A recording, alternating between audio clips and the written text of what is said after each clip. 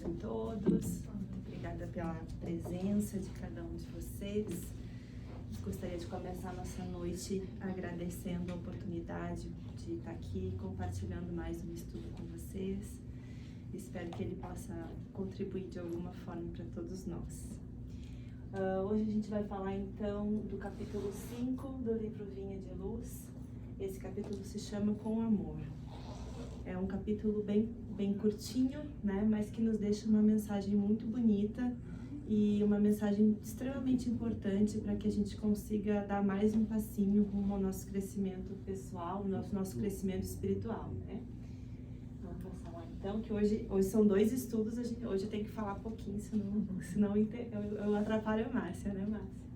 Então, os slides que eu trouxe hoje aqui são bem curtinhos e eles falam somente sobre esse capítulo, que é o capítulo número 5, que se chama Com Amor.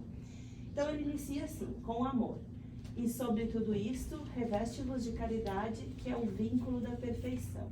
Paulo, Colossenses, capítulo 3, versículo 14. Esse aqui, então, eu fui estudar para trazer para vocês, porque esse capítulo, ele é embasado, digamos assim, né? E ele começa a aparecer para nós com essa parte da carta, né? Da epístola de Paulo para os Colossenses. Então, essa carta de Paulo, ele fez quando ele estava preso, né? Já não estava mais podendo trabalhar, né? Viajando e construindo novas igrejas.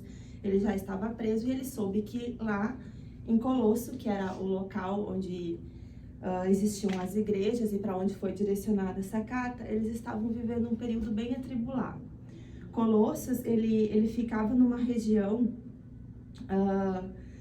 que hoje é mais ou menos onde fica a Turquia, para vocês terem uma ideia.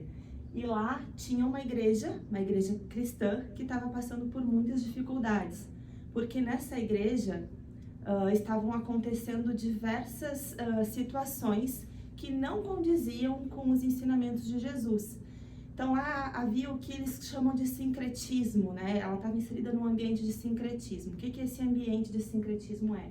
É um ambiente no qual ele tem várias influências. Então existiam algumas influências judaicas, algumas influências espirituais, algumas influências diferentes daquilo que Jesus nos dizia. Então eles tinham alguns hábitos lá, estavam inserindo nessa igreja, como não fazer uso de algumas alimentações ou de algumas bebidas, que na verdade não era o que Jesus pregava pra gente. Então Paulo fez essa carta para tentar ajudar, né, para que lá as coisas pudessem voltar a ser como elas deveriam ser. E o que ele realmente queria dizer é que lá ele queria ressaltar que o único caminho é Jesus e que o caminho que Jesus ensinou pra gente, que vai nos levar ao nosso crescimento espiritual, é o caminho do amor. Então, por isso essa epístola, né? Ela é muito bonita, se vocês tiverem tempo de ler, né? Porque ela é bem maior, aqui a gente tem só o versículo 14, mas ela é muito bonita e ela traz, então, a mensagem de Paulo, dizendo que de tudo aquilo que estava acontecendo, o que a gente devia realmente nos revestir era de amor, porque foi o amor que Cristo ensinou pra gente, e era o amor a única forma que a gente tinha de ser conduzido a um mundo maior e melhor. Dito isso, então, a gente vai para o que Emmanuel escreveu pra gente, né? E aí ele começa o seu capítulo dizendo: todo discípulo, eu vou ler aqui porque senão não consigo, a gente sabe que a pessoa usa óculos. Todo discípulo do Evangelho precisará coragem para atacar os serviços. Opa, não é esse. Sim. Obrigada. Todo discípulo do Evangelho precisará coragem para atacar os serviços da redenção de si mesmo. Nenhum dispensará as armaduras da fé, a fim de marchar com desassombro sob tempestades. O caminho de resgate e elevação permanece cheio de espinhos. O trabalho constituir-se-á de sofrimentos, de sacrifícios, de suor e testemunhos. Então, o que Emmanuel quer dizer aqui pra gente? Ele quer dizer que quando a gente começa a trabalhar para a nossa renovação espiritual, para o nosso crescimento espiritual, o nosso caminho não há de ser fácil. O nosso caminho será bastante difícil. Então, ele diz que nós precisamos ter coragem para atacar todos os problemas e todas as dificuldades que vão aparecer ao longo dessa nossa caminhada. Ele fala aqui que nenhum de nós vai passar por esse caminho, né, sem se assombrar com algumas coisas, com algumas dificuldades, muito provavelmente. Quando a gente vai pensar no que ele está dizendo, eu consigo dividir isso em duas partes, assim, que são, primeiro, as dificuldades que a gente tem dentro do nosso próprio campo pessoal. Porque a gente tem uma dificuldade muito grande de admitir que a gente tem falhas. Porque errar não é legal, né? Ninguém sai de casa dizendo hoje eu vou errar todas, hoje eu não vou acertar nenhuma. A gente quer ser bom, a maioria de nós quer ser bom. E reconhecer que a gente ainda tem defeitos é uma coisa muito complicada para cada um de nós. Porque isso implica em a gente saber que a gente vai ter que mudar esses defeitos que a gente tem, que a gente vai ter que melhorar. E a gente não melhora se a gente não fizer mudanças, né? E todas as mudanças doem. Então, eu entendo que esse é um das maiores dificuldades que a gente encontra quando a gente está caminhando para a nossa renovação espiritual. É a gente conseguir identificar em nós mesmos aquilo que a gente precisa corrigir, né? E a gente precisa querer mudar, né? Não é só identificar. Depois que a gente identifica, a gente precisa querer mudar.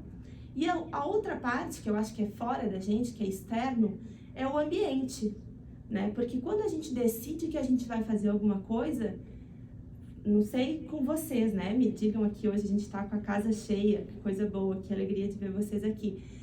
Mas quando a gente decide que vai fazer alguma coisa, parece que começa tudo a dar errado, né? E o dia de ir no centro a gente acorda, não tá se sentindo bem, tá com dor de cabeça. O dia que a gente vai fazer caridade, a gente, poxa, o chefe pede para ficar até mais tarde no trabalho, o dia que vai fazer ação social. A gente fala para os amigos, a gente, a partir de hoje eu decidi que eu não vou mais beber, eu não vou mais isso. Não, mas agora tu ficou chato, agora não é legal mais estar contigo. Não é assim, a gente vê as mudanças que a gente tanto quer fazer, muitas vezes, nem dentro da nossa própria casa a gente tem esse apoio que a gente precisaria, né? A gente vê relatos, não aqui, graças a Deus, né? Mas eu já vi muitos relatos de mulheres que querem ir a uma igreja ou uma casa espírita que os maridos não gostam e vice-versa. Preferem que elas fiquem em casa. Então, quando o Emmanuel trouxe pra gente essa primeira parte, né, desse capítulo, foi isso que me veio à mente. Né? Todas as dificuldades que a gente vai enfrentar para buscar a nossa renovação espiritual, que elas estão dentro de nós e fora de nós, no ambiente que a gente vive. Então não é fácil, ninguém vai conseguir passar por isso sem conseguir fazer alguma mudança muito grande dentro de si, que às vezes leva tempo e que às vezes a gente precisa ter força, né, para conseguir fazer. Porque imagina você querer fazer uma mudança na sua rotina de vida, que nem eu falei, né? Tem muitas pessoas que têm um vício, elas querem deixar de ter aquele vício. Aquilo implica muitas vezes que elas têm que se dedicar somente para isso e tem que descartar uma parte da vida delas que não vai mais poder estar com elas se elas quiserem mudar por esse caminho. Isso é difícil, isso exige muito esforço de nós, né? Nós ainda temos dificuldade de fazer isso. Então, são sobre essas dificuldades que o Emmanuel fala pra gente aqui. O que eu entendo, né? Que a busca da nossa perfeição moral, então, ela vai passar primeiro por a gente conseguir ter a consciência de que a gente precisa mudar, né? A gente vai ter que enfrentar dificuldades pessoais, as dificuldades do ambiente, e a gente vai ter que fazer escolhas. E essa parte aqui é bastante importante, né? Fazer escolhas, porque eu escolho para que lado eu quero ir. Né? A gente tem todos os dias o livre-arbítrio sobre tudo aquilo que a gente vai fazer. Tem vezes que a gente tem que fazer alguma coisa que a gente não gostaria, mas a maior parte das vezes a gente tem livre-arbítrio.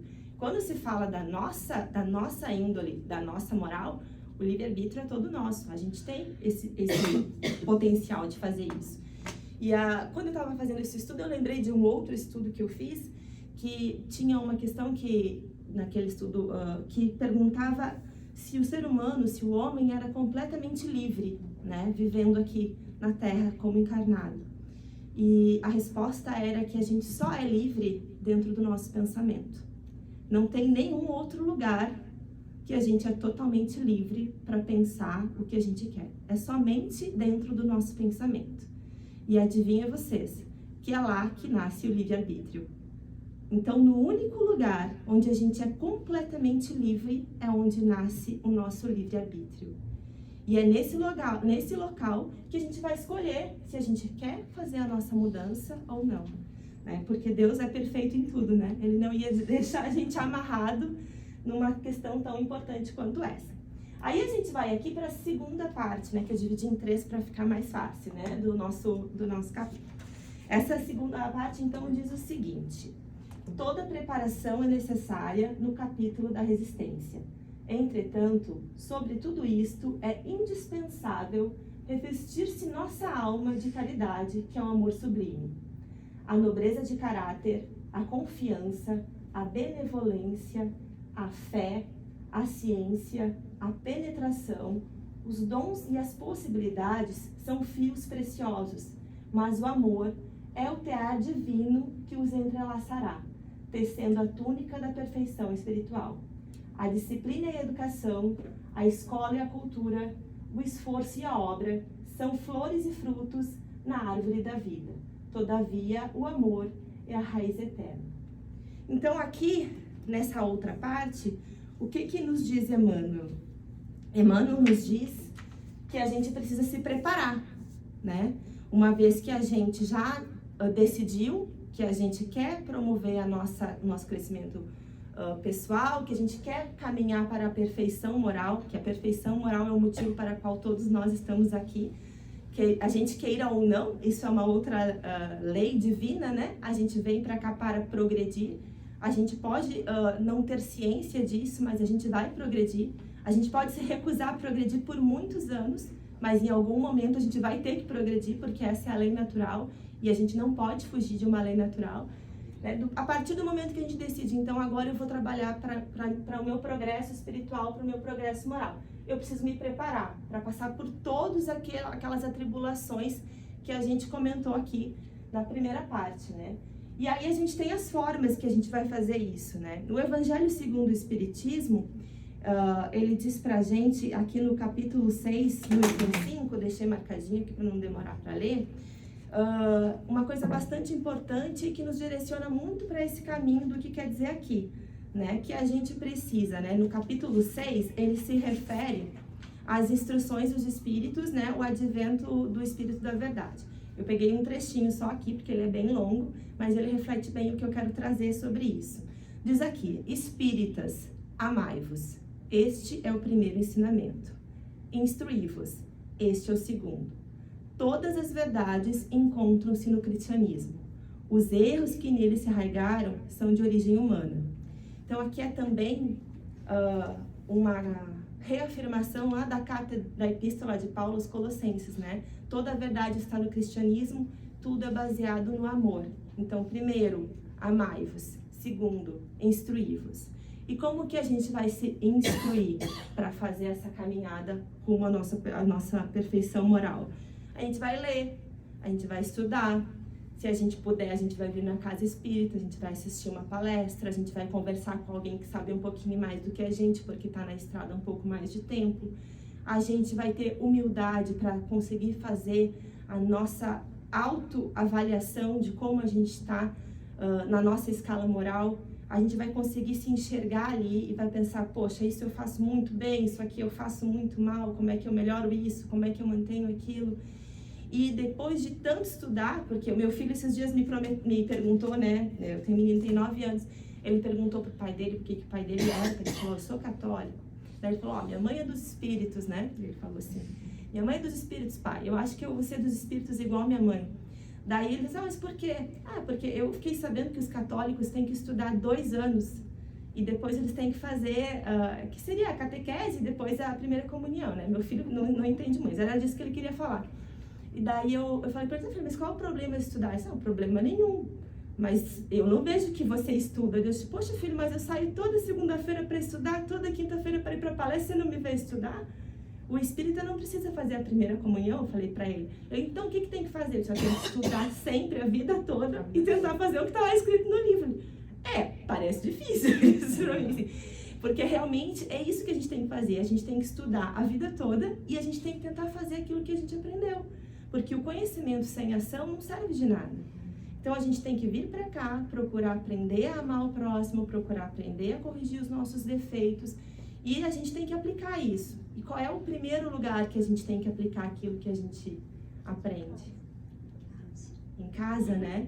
Porque tem gente que vem pra cá e faz tudo bem direitinho aqui, ou na sua igreja, ou em qualquer... faz tudo bem direitinho no trabalho, mas aí chega em casa e as coisas ficam difíceis, né? Em casa a gente é como a gente é. A gente não precisa fingir nada pra ninguém. Mas a casa da gente é uma bênção que Deus nos dá, né? Cada um de nós que tem um filho, cada um de nós que foi um filho, a gente foi uma bênção que a gente recebeu de Deus, porque a reencarnação é um presente para a gente poder se melhorar. Então é lá dentro dos nossos lares que a gente começa a praticar tudo aquilo que a gente vem aprender aqui na casa espírita. E aí então, né, a gente já continua buscando a nossa perfeição moral, a gente já passou pelo período lá de identificar as dificuldades, de fazer a nossa escolha, a gente já sabe quais são as ferramentas que a gente precisa ter para conseguir chegar um pouquinho mais perto da nossa perfeição moral. E aí, então, a gente vai para a última parte aqui, que é o que está dito por Emmanuel para nós. Aqui ele fala, então, para a gente a pergunta: mas como amaremos no serviço diário? Renovemo-nos no Espírito do Senhor e compreendamos os nossos semelhantes. Auxiliemos em silêncio, entendendo a situação de cada um, temperando a bondade com a energia e a fraternidade com a justiça. Ouçamos a sugestão do amor a cada passo, na senda evolutiva. Quem ama, compreende. E quem compreende, trabalha pelo mundo melhor. Então, assim, ele finaliza isso, né? E quando ele fala isso, eu fico pensando de verdade no que tudo isso nos remete, né? Quando ele fala aqui em auxiliar em silêncio, entender a situação de cada um, na questão da fraternidade, né, ouvir a sugestão do amor. Isso tudo nada mais é do que aquilo que a gente viu lá no início, né? Que é a caridade. Porque a caridade, para nós que somos espíritas, né? A caridade, ela tem um significado bem específico. E muitas vezes a gente ouve algumas traduções de epístolas de Paulo, às vezes usam caridade, às vezes usam amor, né? Não sei se alguém já percebeu que isso acontece. Mas a caridade nada mais é do que a ação no amor. O amor é aquele sentimento que a gente tem pelas pessoas, que a gente quer o bem, a gente quer ficar perto, a gente quer que a pessoa progrida. Mas a caridade é o trabalho no amor. É quando eu levanto e faço algo, sabe? E isso é a grande diferença. Aqui no Livro dos Espíritos, na questão 886, a pergunta é: qual é o verdadeiro sentido da palavra caridade, como entendia Jesus? E aí eles respondem, uma resposta bem longa, mas algumas partes resumem bem o que a gente está falando, né? Que é benevolência para com todos, indulgência para com as imperfeições alheias e o perdão das ofensas. Que nada mais é do que o que a gente viu naquela última parte ali que o Emmanuel nos trouxe. E aí segue aqui falando: a caridade, segundo Jesus, não está restrita à esmola. Ela abrange todas as relações que temos com os nossos semelhantes, quer sejam nossos inferiores, nossos iguais ou nossos superiores. Ela nos ordena a indulgência porque nós mesmos temos necessidade dela.